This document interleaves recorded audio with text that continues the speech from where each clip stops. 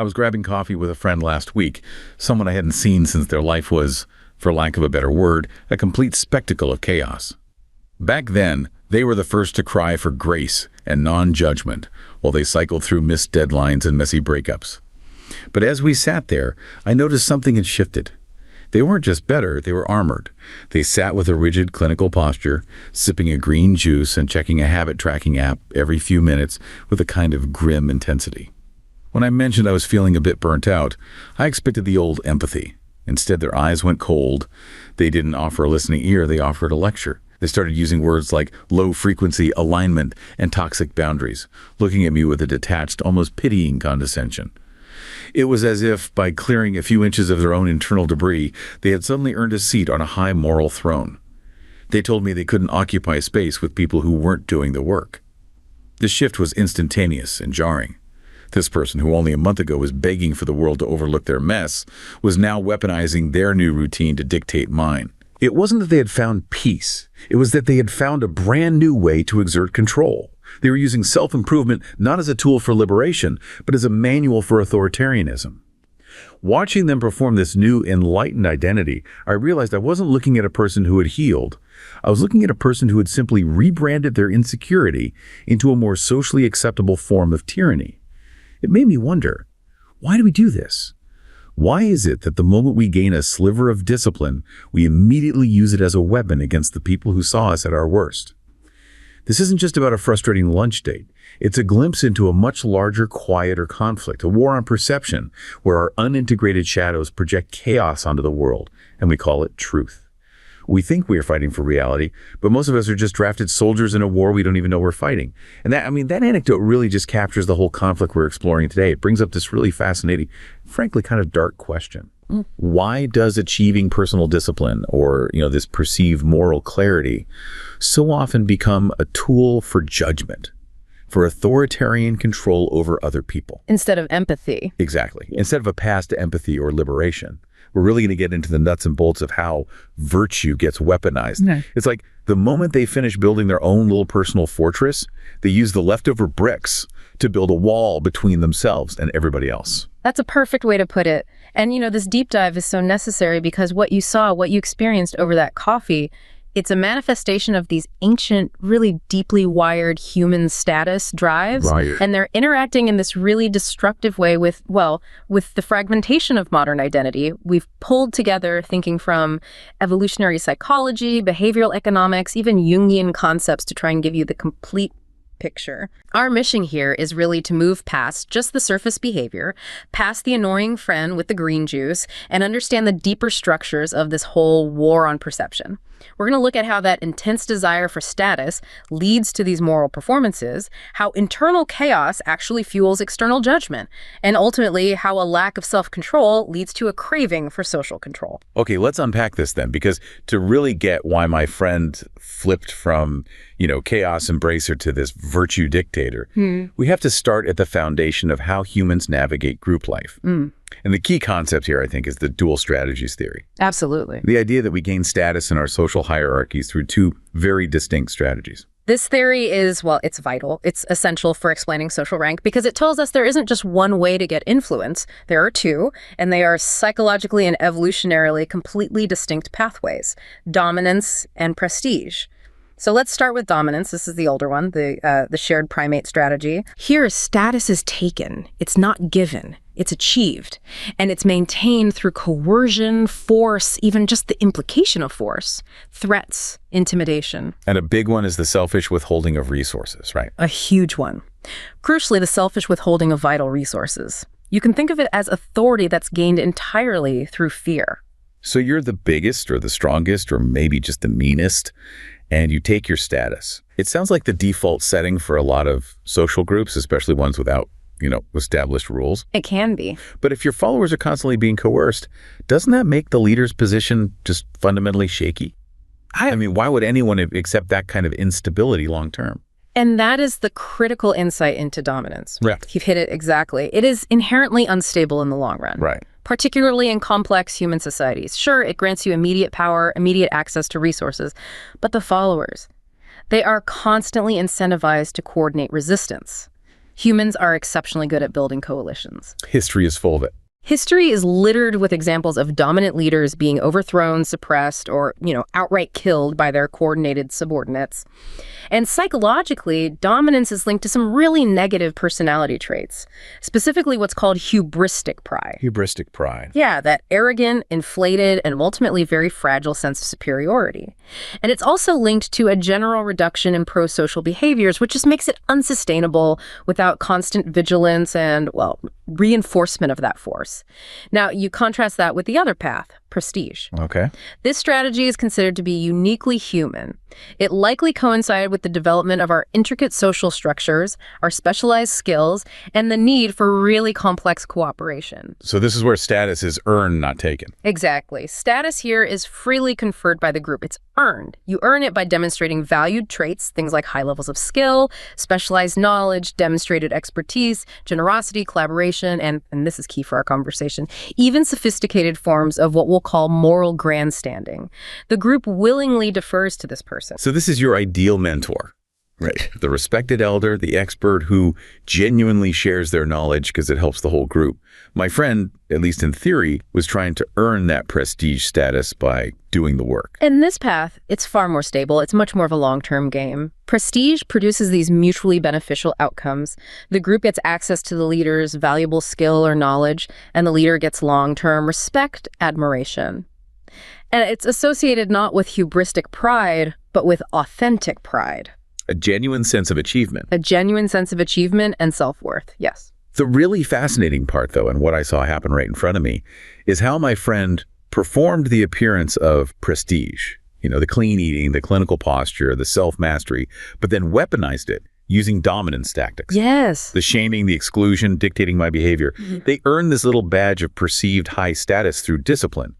And then they immediately tried to illegitimately transfer that status into general moral authority over me. That illegitimate transfer is the whole game. Status that you gain through prestige is almost always domain-specific. What do you mean by that? Well, if you are a prestigious programmer, you get influence over coding decisions. If you're a prestigious athlete, you get deference when it comes to physical training. Your friend was trying to transfer their status from the domain of personal discipline into moral and social authority over how you or anyone else should live their entire life. They jumped domains. They jumped domains completely. It's the psychological difference between, say, I found a discipline that works for me and I'd be happy to share my method, which is a prestige approach. Open, generous. Versus, my routine is objectively superior and your failure to adopt it makes you morally deficient, which is a pure dominance play. And we can actually see these subtle power dynamics play out physically, right? In nonverbal ways, which I find incredible. Oh, the research on nonverbal signaling is so subtle and deep. Think about just the physical presentation of status. Studies show that dominance leaders, they signal with a downward head tilt. It's a classic sign of intimidation, of perceived threat. It makes them look physically more aggressive. But prestige leaders, they often signal with an upward head tilt, which is associated with openness, but also a kind of subtle superiority, the expert looking out over the crowd. And what about something as primal as the voice? Does that change? The voice is another measurable signal. We see that high-status individuals, especially those in dominant positions, tend to deepen their vocal pitch when they're interacting with their peers. To signal rank. To signal a higher social rank. It's this subconscious performance of a larger, more threatening physical presence. And the emotional responses they evoke are totally distinct. Dominant individuals evoke fear, subordination. Prestigious individuals evoke respect and admiration. And these signals, they aren't just for, politics or the boardroom. They are deeply, deeply embedded in our reproductive drives. Which brings us to this concept of strategic pluralism. Yes. How the appeal of dominance and prestige just splits completely in the mating market. This is one of the most robust findings in all of evolutionary psychology. Strategic pluralism describes this trade-off, specifically in female mate choice. What we see is that women tend to prefer dominant men for short-term sexual affairs. Okay, why is that? The evolutionary reasoning is pretty clear. Dominant males are seen as having higher quality genes. Their ability to aggressively acquire resources, to fend off rivals, it suggests a robust immune system, high physical fitness, all things that would make them desirable for immediate, genetically healthy offspring. So the whole bad boy appeal isn't just cultural. It's an evolutionary assessment of gene quality. It seems to have deep roots. But, as you implied, that dominance comes with a huge cost for any kind of long-term commitment. Right, because they're not reliable. Exactly. Dominant men are often unreliable partners. They're prone to selfishness, aggression, and are far more likely to pursue extramarital affairs or even abandon partners once that short-term goal is achieved. So on the flip side, conversely, women prefer prestigious men for long-term relationships. Prestige signals reliable, sustained resource provision, collaboration, high social intelligence, and parental investment. They're the dependable providers, the community pillars. So the trade-off is between maximizing gene quality dominance, short-term, and maximizing resource stability and commitment prestige, long-term. that paints this picture of dominance being inherently rooted in selfishness, which I guess leads us to how these two status types manage resources and punishment within their own group. Yes, and we see clear links there. Dominance-based hierarchies, for example, show increased displays of what we call conspicuous consumption. The flashy stuff. The flashy stuff. And why? Because dominance hierarchies create social anxiety. Everyone is constantly competing, constantly trying to signal their rank, and that leads to these visible, costly displays of power. The flashy car, the oversized house, or An excessive performative wellness routine. Exactly. It's an anxious display of status. Now, what about when someone messes up? How does the group handle that? Well, when it comes to group justice, dominant leaders are punished much more severely for group transgressions compared to prestigious types. If a prestigious leader makes a mistake, the group is more likely to give them the benefit of the doubt. Their status is seen as legitimately earned and mutually beneficial. They have social goodwill built up. They have a bank of goodwill. A dominant leader, on the other hand, has very little. They're seen as using force for personal gain, so the group exacts a much harsher penalty for any abuse of power. And finally, let's look at how they manage threats from within their own ranks. So if a dominant leader sees a skilled subordinate rising up, they have a pretty clear path to maintain control, don't they? Yes, and it's a destructive one. A dominant leader who's facing an internal threat will always prioritize retaining their own power over the interests of the group. They're notorious for actively sabotaging group performance. They'll withhold critical information. They'll exclude able subordinates from key meetings. They'll deliberately create divisions among their followers, a classic divide and conquer strategy. They have to physically or socially isolate any skilled rivals to preserve their own rank. That sounds incredibly costly for the group. It is. This selfish, high-cost behavior only temporarily stops when the entire group faces an external threat, an out-group threat. At that point, the dominant leader might pivot to a warrior role, but only for a moment. And the prestige leader can't afford that. Cannot afford it. Their status relies entirely on group approval and providing value. So they're far more likely to prioritize decisions that their followers prefer, even if those decisions aren't strictly optimal for the group's performance. They're hyper-vigilant towards social discontent, constantly monitoring for signs of disapproval to make sure they maintain the social relationships that are essential for their status. So, my friend, by imposing this rigid shaming framework on me, was enacting a textbook dominant strategy, withholding acceptance, using verbal coercion, all to protect their newly acquired but clearly very fragile self-mastery status. It was a selfish play wrapped in virtuous language. And this is where it gets really, really interesting, because this strategy, using moral judgment and all that jargon to elevate yourself, it isn't just a social annoyance. It's a recognized psychological and philosophical phenomenon. It's called moral grandstanding. Moral grandstanding. And it's defined precisely as the use of moral talk for the purpose of self-promotion and status attainment in public discourse. Self-promotion. That's the key. What makes the concept so powerful is that it's defined purely by its underlying motive, what's called the recognition desire. The recognition desire. The yearning to be seen by others as morally exceptional or sensitive or just decent. So the actual content of the moral claim doesn't matter as much as the intent behind saying it. Not at all. They could be arguing for something genuinely good, but if the primary driver is the recognition they get for arguing it, that's grandstanding. That is the definition. Think of it like a performance. The grandstander contributes to public moral discourse specifically to impress others with their moral qualities. It's the ego driving the entire moral engine. A helpful analogy is lying. A lie is defined by the intention to deceive, regardless of whether the statement itself is factually false. Right. Moral grandstanding is defined by the intention to seek status, even if the moral statement itself is true. Let's talk about the specific tactics, because there's a clear framework for recognizing this in action, whether it's on social media or, over a green juice. Yes, there's a sort of field guide, and it highlights 4 main manifestations. First, there's piling on. Okay, piling on. This is the simplest form. It's just proclaiming agreement with what's already being said, often in a case of public shaming. And the goal is solely to seek in-group affirmation and to avoid being targeted yourself. For example, jumping into a viral argument just to post, this is 100% inexcusable and disgusting. Right, adding your voice to the chorus. Exactly. Second is ramping up. This is pure moral one-upmanship. The goal here is to exaggerate moral claims to appear more sensitive or morally superior than your peers. So if everyone says a policy is bad, the grandstander will say the policy is a moral catastrophe that signals the end of civilization. Okay, I'm seeing the pattern. This is where you see the increasingly extreme and absolute language. That perfectly captures the jargon my friend was using. Low frequency, toxic boundaries. They were ramping up the severity of my minor burnout confession just to justify their perceived high moral perch. They weren't just better, they were aligned. And then you have trumping up. Jumping up. This involves falsely moralizing an issue that was previously non-moral, turning a matter of personal preference or aesthetics or a lifestyle difference into a moral failing that must be condemned. Can you give an example? Sure.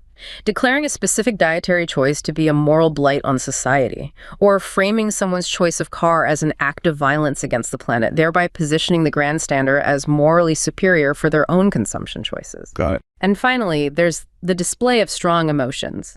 This is often excessive, performative moral outrage, and it's intended to signal a deep moral investment. The grandstander isn't focused on solving the problem. They're focused on making sure everyone sees how intensely they feel about the problem. They use anger as a form of moral currency. When you lay out the tactics like that, it's so clear why philosophers criticize this as being corrosive.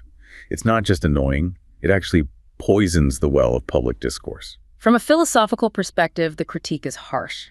Consequentialism would argue that moral grandstanding adds significantly to political polarization.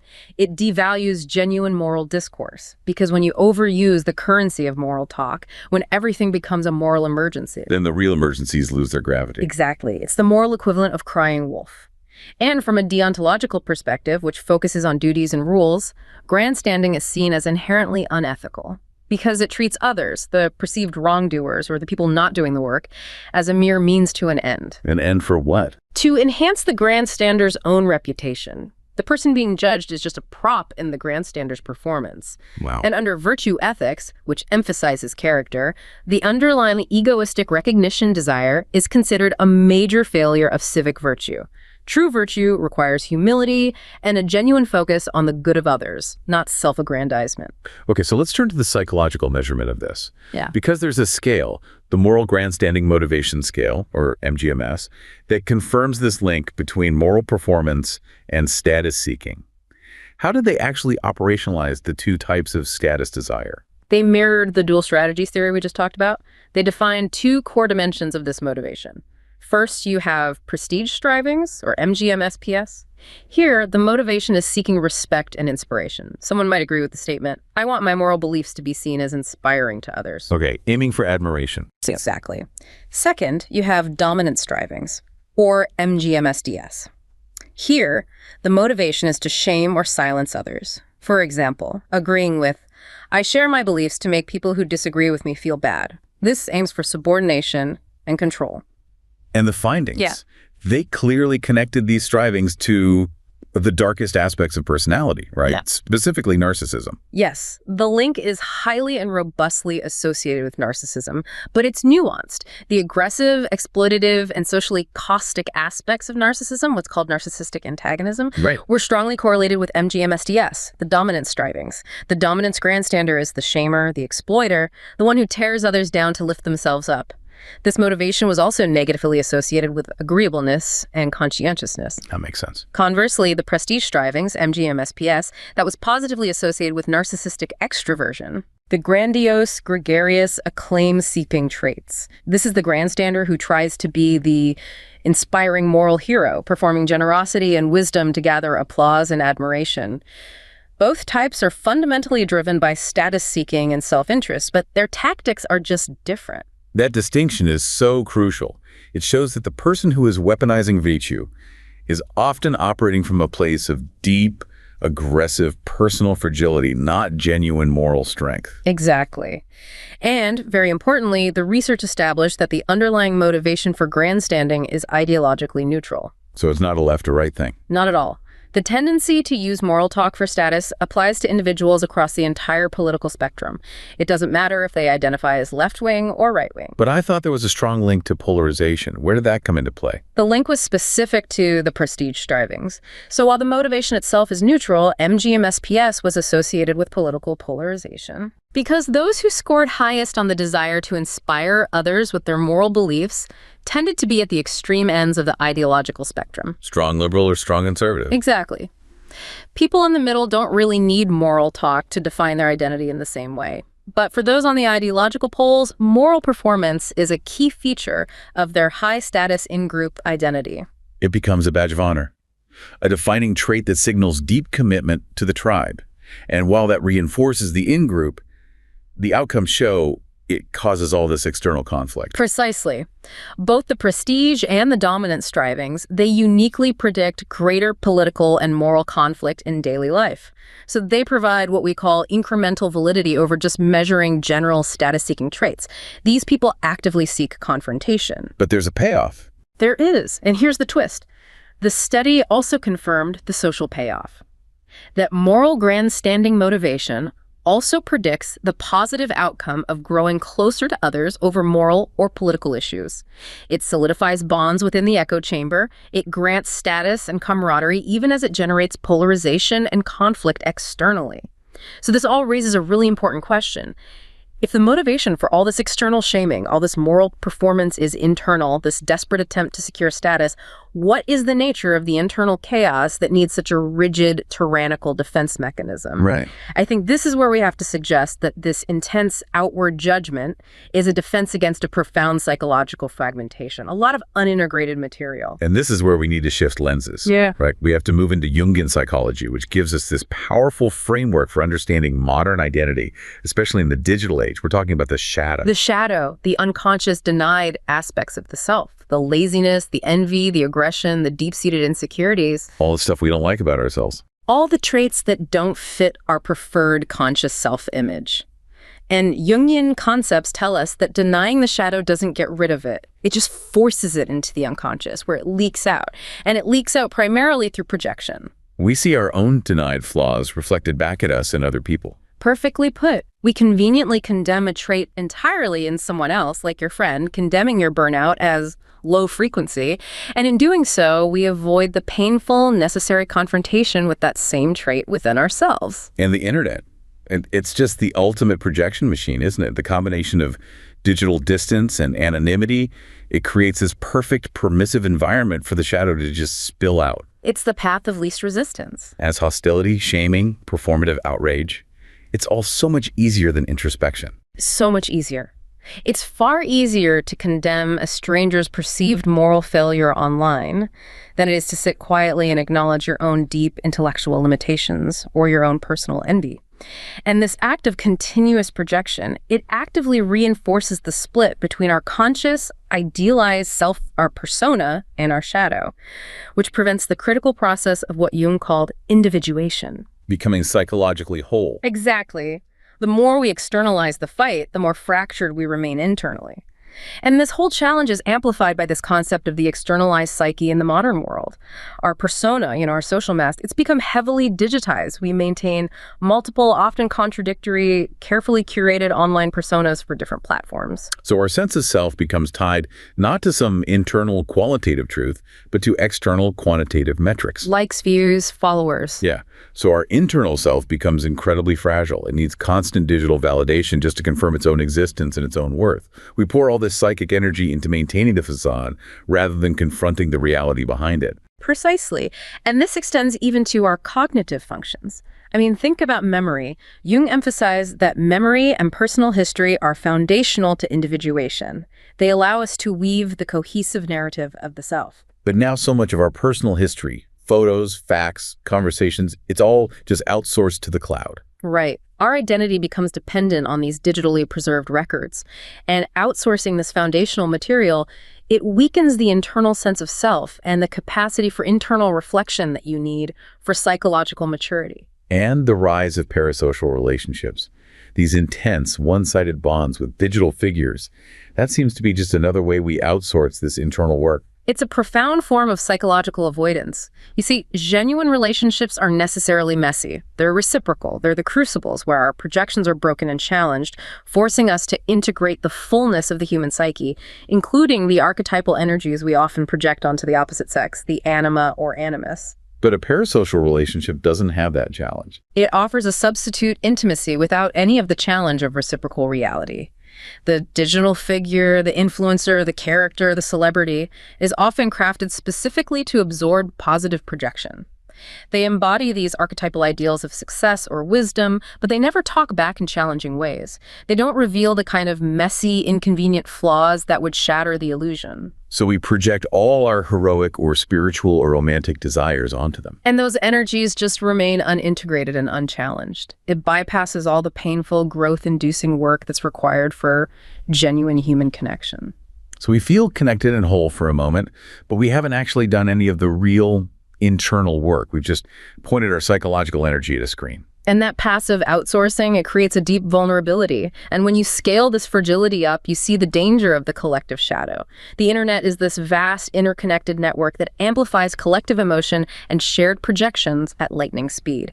Online echo chambers facilitate shared delusions and moral panics, all fueled by confirmation bias. The speed and the scale at which mass outrage and moral panic spread, it suggests a complete bypass of individual critical thought. It's replaced with this immediate, overwhelming urge to participate in a collective emotional surge.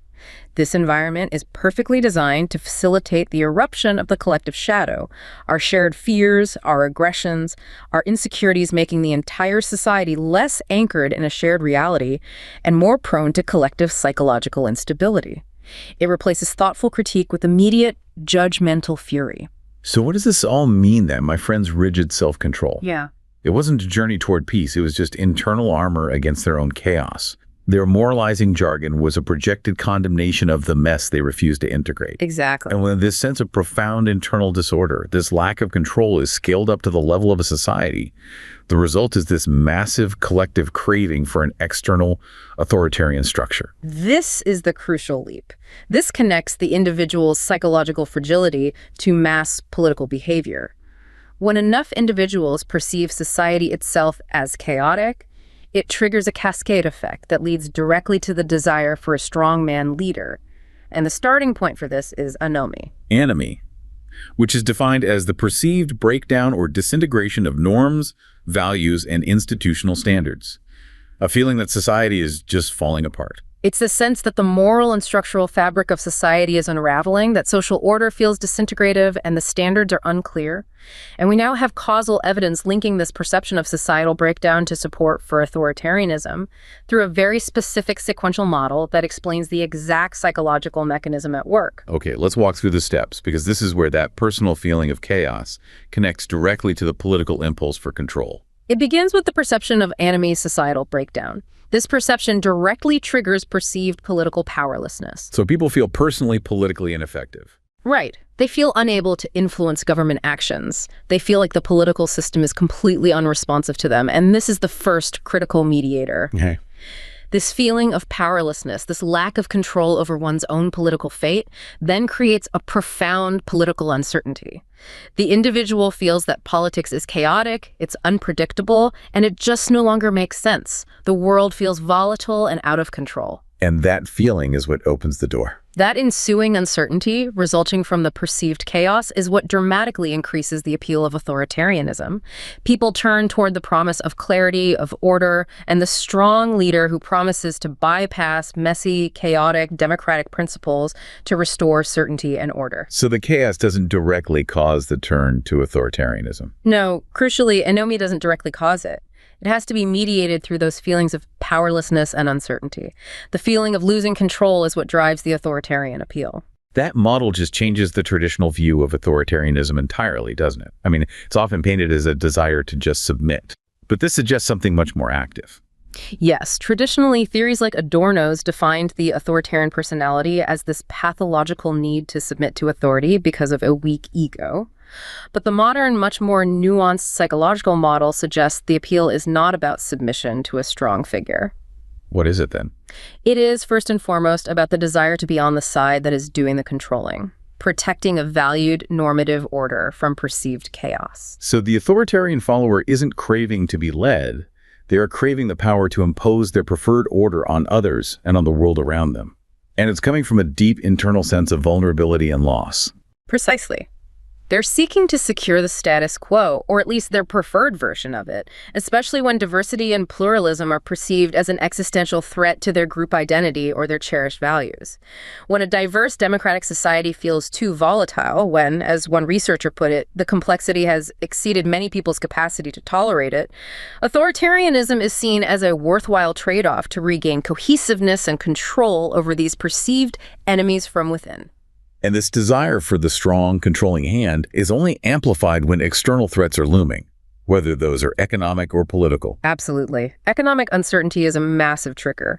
It leads individuals to feel a lack of personal control over their finances, their future, which in turn increases the preference for dominant, aggressive leaders. In times of conflict, dominance is often seen as a more immediately attainable route to status for certain groups than prestige is. So they choose the dominant leader. They choose the dominant leader who promises quick, aggressive action and retribution. And similarly, the appeal of authoritarianism is strongest when there's a perceived political threat or an assault on cherished values. The dominant leader is then embraced as the necessary warrior or retribution figure who will break the rules of democracy, if necessary, to crush the opposition and restore order. So for those who feel their country's in this existential chaotic war, the strong man isn't seen as a tyrant. No. He's seen as a savior who will impose the necessary rigid structure. The personal demand for order, which your friend manifested in their rigid posture and controlling jargon, it just scales up to the societal demand for a strong leader to impose that order universally. We've really taken a complete journey today. We've seen how the human quest for status, particularly through this performance of virtue, can so quickly become a coercive, dominating strategy that's rooted in deep internal fragility and psychological projection. My friend's self-improvement regimen wasn't a pathway to true integration. It was an attempt to impose armor and order on a chaotic internal self. And the moment that personal order was achieved, it was immediately used as a moral stick to beat the external world into conformity. The external projection of moral certainty, whether it's through high-minded self-help jargon or political grandstanding, is so often a symptom of the desperate fight against internal uncertainty and chaos, both personal and perceived societal.